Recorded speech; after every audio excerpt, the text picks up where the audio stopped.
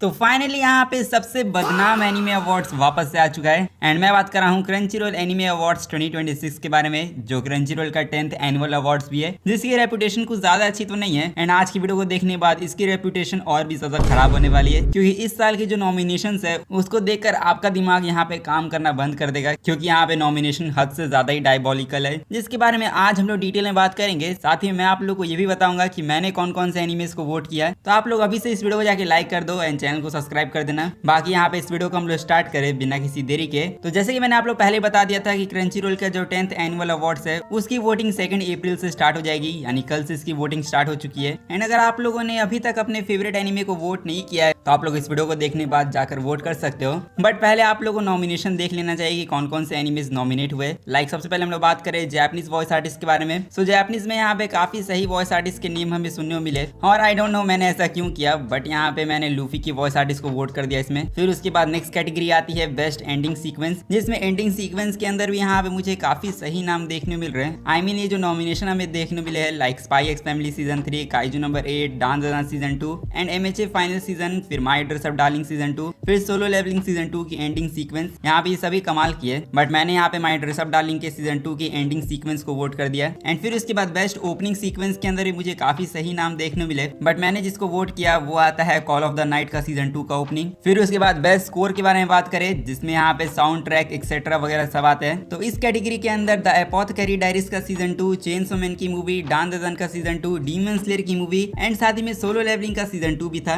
But मैंने यहाँ पे जिसको वोट किया वो है डीमन स्लेयर की मूवी। फिर उसके बाद बेस्ट एनिमे सॉन्ग के ऊपर बढ़े, तो पिछले साल मेरे काफी सारे एनिमे के फेवरेट सॉन्ग बने थे एंड मेरे फेवरेट एनिमे सॉन्ग में से काफी सॉन्ग के नाम मैं इसी नॉमिनेशन में देख पा रहा हूँ। बट मैंने यहाँ पे चेनसो मैन के रेजे मूवी के आयरिस आउट को सॉन्ग को वोट किया। फिर उसके बाद must protect at all cost character, ये वाला जो नॉमिनेशन है वो मुझे सबसे ज्यादा सही लगा, क्योंकि इसके अंदर एक्चुअली में सभी डिजर्विंग कैरेक्टर है। लाइक यहाँ पे आनिया फॉर्जर जो हमेशा की तरह जीती है, इसलिए मैंने आनिया को तो वोट नहीं दिया। बट फिर आता है अपना इजुको मिडोरिया, फिर काओरू को वागरी एंड फिर माओ माओ, फिर सुइका एंड टाकोपी। तो देखो इस नॉमिनेशन के अंदर किसी को वोट करना काफी ज्यादा मुश्किल हो सकता है, बट मैंने लास्ट में सुइका को चुना। बट इसके बाद अब हम लोग बात करें बेस्ट सपोर्टिंग कैरेक्टर के बारे में, तो सपोर्टिंग कैरेक्टर के अंदर भी काफी सही नाम मुझे देखने मिले। एंड इस कैटेगरी के अंदर मैंने द एपोथेकेरी डायरीज के सीजन 2 के जिंशी को वोट किया। फिर उसके बाद आता है अपना बेस्ट मेन कैरेक्टर का अवार्ड, जिसमें कुछ हो या ना हो बट क्रंचीरोल वाले संग जिनवू को तो जरूर नॉमिनेट करेंगे एंड ऑब्वियसली संग जिनवू को नॉमिनेट किया भी गया है। फिर उसके बाद रूडो,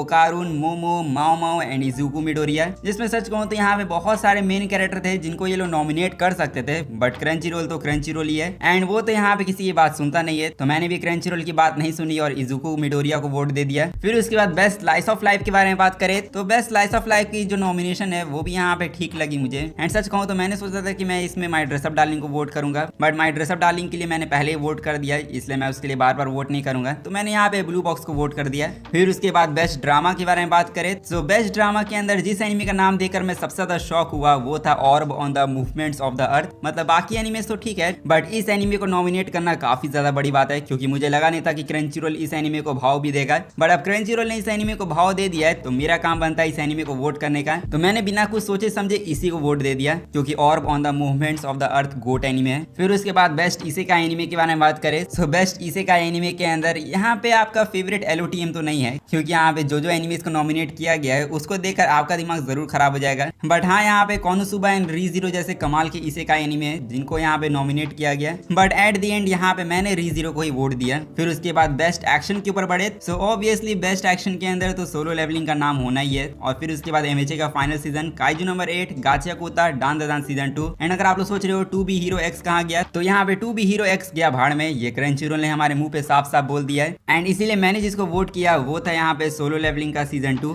फिर नेक्स्ट कैटेगरी पे बढ़े, तो नेक्स्ट कैटेगरी आती है बेस्ट कॉमेडी की, जिसको देखने के बाद मेरा दिमाग भी आपके जैसा ही काम करना बंद कर चुका था, क्योंकि यहाँ पे इन सभी एनिमेस को तो नॉमिनेशन मिल गया, बट यहाँ पे जिसको नॉमिनेट करना चाहिए था वो तो नॉमिनेट हुआ ही नहीं। एंड मैं बात कर रहा हूँ ग्रैंड ब्लू के बारे में। आई मीन जब भी हम लोग कॉमेडी के बारे में बात कर रहे हो और ग्रैंड ब्लू का नाम ना है तो ये तो काफी ज्यादा गलत बात है। एक तो यहाँ पे ग्रैंड ब्लू इतने सालों बाद रिटर्न किया अपने सीजन 2 के साथ, और उसको बेस्ट कॉमेडी के लिए ही नॉमिनेट नहीं किया गया, जिस पर क्रंचीरोल का जो एनिमे अवार्ड्स है वो कभी सुधरेगा तो नहीं। सो अब डिसअपॉइंटमेंट के साथ यहाँ पे मैंने स्पाई एक्स फैमिली को वोट कर दिया। फिर उसके बाद बेस्ट रोमांस के बारे में बात करें, तो इसके अंदर भी हमें काफी सारे अच्छे एनिमेस देखने मिले। एंड मैंने सोचा था कि ये लोग कॉल ऑफ द नाइट को भी नॉमिनेट करेंगे या फिर बनी गर्ल सेंपाई के सीजन 2 को नॉमिनेट करेंगे, बट हाँ यहाँ पे इन दोनों एनिमेस को तो चांस नहीं मिला। बट अगर इन दोनों एनिमीज को नॉमिनेट कर भी दिया जाता तब भी यहाँ पे मैं the fragrant flower blooms with dignity को वोट करता है, क्योंकि यहाँ पे ब्लू बॉक्स को वोट करने का कोई फायदा नहीं है, क्योंकि ब्लू बॉक्स पिछले साल ही बेस्ट रोमांस एनिमे का अवार्ड जीत चुका था, तो उसको वापस से वोट करने का कोई फायदा नहीं है। एंड फिर उसके बाद हम लोग बात करें बेस्ट बैकग्राउंड आर्ट के बारे में। सो बैकग्राउंड आर्ट के अंदर भी हमें कुछ न्यू नेम्स सुनने को मिले, जिसमें से मैंने यहाँ पे सिटी द एनिमेशन को वोट किया, क्योंकि उसका बैकग्राउंड आर्ट कमाल का लगा मुझे। फिर उसके बाद बेस्ट डायरेक्टर के बारे में बात करें, सो बेस्ट डायरेक्टर के अंदर था एपोथेकेरी डायरीज के सीजन 2 के director, Dan Da Dan season 2 के डायरेक्टर, गाचिया खुदा के डायरेक्टर, एमएचए के फाइनल सीजन के डायरेक्टर, समर हिकारू डाइट के director and Takopi's original sin के डायरेक्टर को नॉमिनेट किया गया।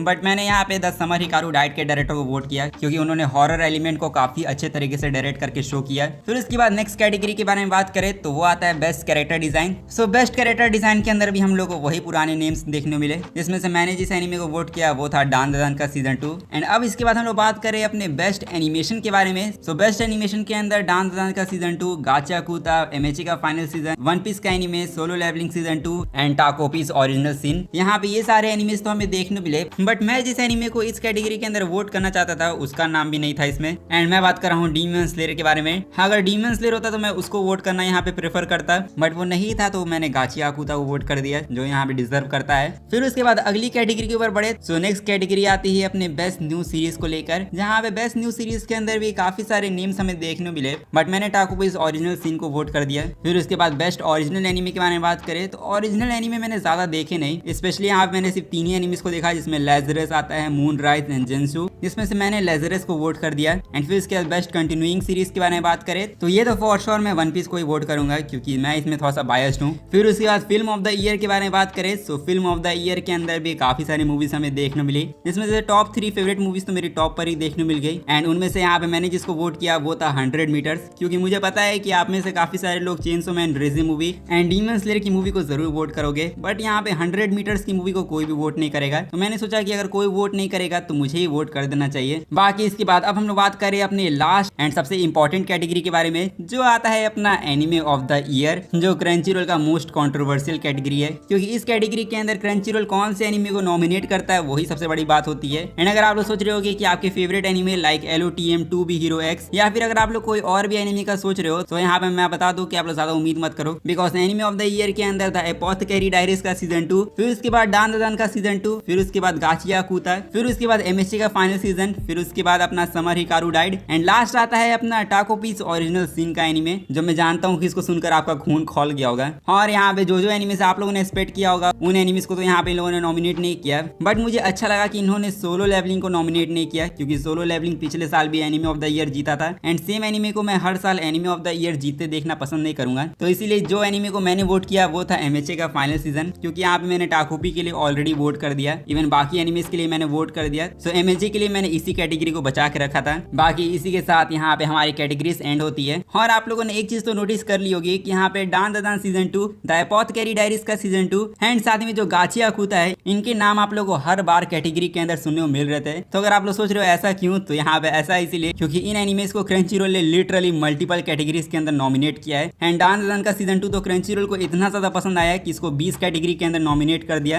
एंड द एपोथेकेरी डायरीज के सीजन 2 को 17 कैटेगरी, फिर गाचिया कुता को 16 nomination, and even solo levelling के बारे में बात करें तो सोलो लेवलिंग के सीजन 2 को 10 नॉमिनेशन मिल गए। जिसपे सच कहूं तो मुझे वैसे कुछ खास प्रॉब्लम नहीं है, बट मेरा कहना ये है कि हमें ज्यादा से ज्यादा न्यू एनिमे को चांस देना चाहिए। एंड अगर सेम एनिमे को ही हम लोग हर कैटेगरी के अंदर नॉमिनेट करने लगे तो यहाँ पे बाकी एनिमेस को चांस मिलेगा नहीं, जिसमें मेरे हिसाब से तो हर एनिमे को चांस मिलना चाहिए। और इवन आप लोगों ने मेरी वोटिंग स्टाइल को भी देख लिया होगा कि मैं हर कैटेगरी के अंदर डिफरेंट एनिमे को वोट करने का ट्राई कर रहा हूँ। आई मीन आप लोग खुद देख सकते हो कि मैंने कौन कौन से एनिमे को वोट किया। ऐसा नहीं है कि मैंने यहाँ पे सेम एनिमे को ही मल्टीपल कैटेगरी के अंदर वोट करके उसको जिता दिया है, क्योंकि आप मोस्टली एनिमे फैंस ऐसा ही करना प्रेफर करते हैं, जिसपे देखते हैं मेरी वोटिंग में से कितने एनिमे जीतते हैं और कितने नहीं। बट आप लोगों ने कौन से एनिमे को कौन सी कैटेगरी के अंदर वोट किया है वो आप लोग कमेंट में जाके जरूर बता देना। अब हालांकि मैं जानता हूँ आप लोग के मन में काफी ज्यादा सवाल होंगे कि इस एनिमे को नॉमिनेशन नहीं मिला, उसको नहीं मिला। सो यहाँ पे जिन जिन एनिमेस को नॉमिनेशन मिलना चाहिए था उसके बारे में जरा बात कर ले। लाइक इस साल क्रंचीरोल ने एनिमे ऑफ द ईयर के लिए जो एनिमेस को नॉमिनेट नहीं किया उनमें से एक आता है अपना सोलो लेवलिंग का सीजन 2, फिर रीज़ीरो का सीजन 3, फिर और on the movements of the earth, फिर उसके बाद आता है अपना 2B हीरो X, एंड फिर उसके बाद लॉर्ड ऑफ द मिस्ट्रीज को भी आप लोग इंक्लूड कर सकते हो, जिसको यहाँ पे क्रंचीरोल ने नॉमिनेशन छोड़ो भाव भी नहीं दिया। एंड इसको लेकर मैंने आप लोगों को बहुत टाइम पहले बता दिया था कि एलो टीम को नॉमिनेट नहीं किया जाएगा। आई मीन अगर आप लोग इस चैनल पर काफी टाइम से जुड़े हुए हो तो मैंने आप लोग बताया था कि एलो टीम को क्रंचीरोल नॉमिनेट नहीं कर सकता है, क्योंकि वो एनिमे नहीं है और ना ही इसका कोई जैपनीज इंग्लिश डब है, ना ही वो जापानीज टीवी पर एयर हुआ है। सो जो अवार्ड शो जापान के अंदर होगा, जापान के लोग उसको होस्ट कर रहे हैं, तो यहाँ पे चाइनीज एनिमेशन को नॉमिनेट करना क्रंचीरोल ऐसा कभी भी नहीं करेगा। एंड क्रंचीरोल ने तो मुंह पर ही बोल दिया है कि LOTM जैसा show anime of the year के लिए काबिल नहीं है। बट यहाँ पे टू बी हीरो एक्स को भी इन लोगों ने नॉमिनेट नहीं किया, वो काफी ज्यादा सरप्राइजिंग था। जो हाँ, सभी डोंगवा का फेथ ऐसा ही होता है। यहाँ भी ये सारी चीजें इस साल के क्रंचीरोल के अवार्ड्स को देखकर हम लोग समझ चुके हैं। तो LOTM fans and to be hero X fans, आप लोग का यहाँ पे गेम ओवर हो चुका है, साथ ही में मेरी वीडियो भी ओवर हो चुकी है। सब आप लोग अब कमेंट करने जा ही रहे हो, तो जाके इस वीडियो को लाइक कर देना है एंड चैनल को सब्सक्राइब नहीं किया तो सब्सक्राइब भी कर देना, क्योंकि ये जो एनिमे इवेंट्स के रिजल्ट होने वाले वो 23 मई के दिन अनाउंस होंगे। एंड अभी वोटिंग जो अभी चल रही है वो 15 अप्रैल तक चलेगी, तो आप लोग आराम से अभी वोट कर सकते हो। बाकी अगर आप लोगों ने वोट कर दिया है तो आप लोग अपनी लिस्ट को शेयर करो, और मैं मिलूंगा आप लोगों से नेक्स्ट वीडियो में। तब तक के लिए सायोनारा एंड पीस आउट।